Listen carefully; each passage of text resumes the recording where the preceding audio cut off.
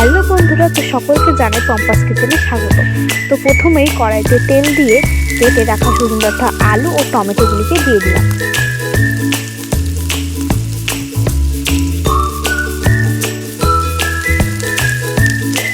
তো সবগুলিকে ভালো করে ধুয়ে নিয়ে এক একে ছেড়ে দিচ্ছি।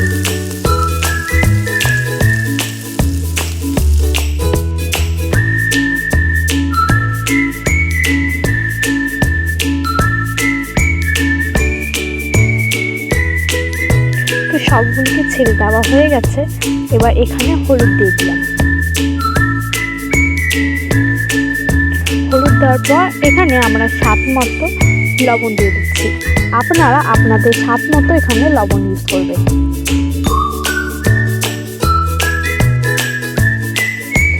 দিয়ে ভালোভাবে নেড়ে চেড়ে নিয়ে এটাকে ভাজতে হবে।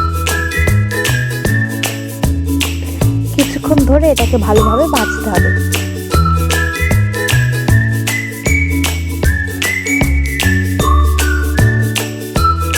আর এখানে তো আগে থেকে আদা, জিরা, শুকনো লঙ্কা বাটা তৈরি করা ছিল, তো এটাকে ঢেকে দিলাম। কিছুক্ষণ ঢেকে এটাকে উঠিয়ে নিলাম 2 মিনিটের জন্য। দিয়ে আবারও ভালোভাবে নেড়ে চেড়ে নিতে হবে।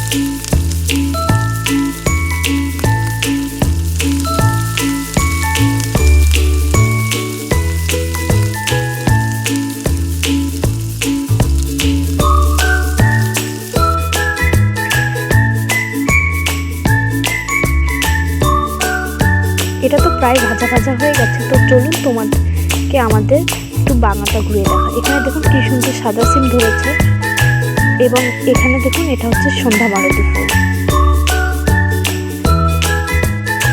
তো ঢাকাটাকে উঠিয়ে দিলাম এবং এটাকে ভালোভাবে ভাজতে হবে।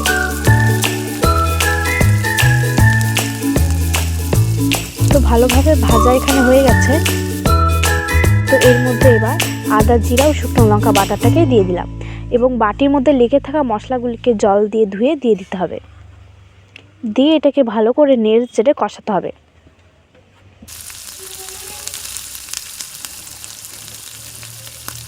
কিছুক্ষণ নেড়ে চেড়ে এর মধ্যে ঢাকা দিয়ে দিতে হবে। তারপর ঢাকাটা উঠে নিতে হবে।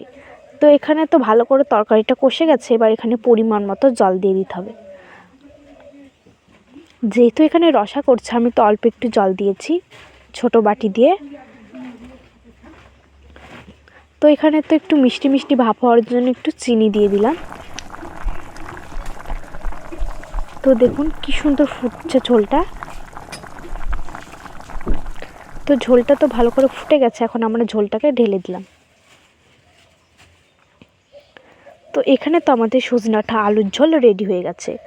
তো দুপুরে মেয়েকে খেতে দিয়ে দিয়েছিলাম। তো চলুন আপনারা মেয়ের কাছ থেকে এই রেসিপিটা কেমন হয়েছে জেনে নিন। শীতকালে তো এই প্রথম আমাদের বাড়ির সজনে ডাঁটা আসলো। তো তরকারিটা দেখে এতটাই লোভনীয় লাগছিল যে আমি শুধু তরকারি আর পাঁপড় ভাজাই নিয়েছি। তো এখানে সজনে ডাঁটা ও আলু ডাঁটা নিয়ে নিয়েছি। দিয়ে তারপর ভাতটাকে ভালো করে মাখিয়ে নিচ্ছি।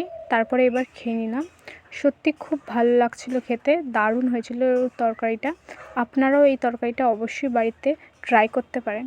এরকম নিত্য নতুন রেসিপি দেখতে চাইলে অবশ্যই আমাদের চ্যানেলটাকে সাবস্ক্রাইব করবেন এবং আমাদের পাশে থাকবেন।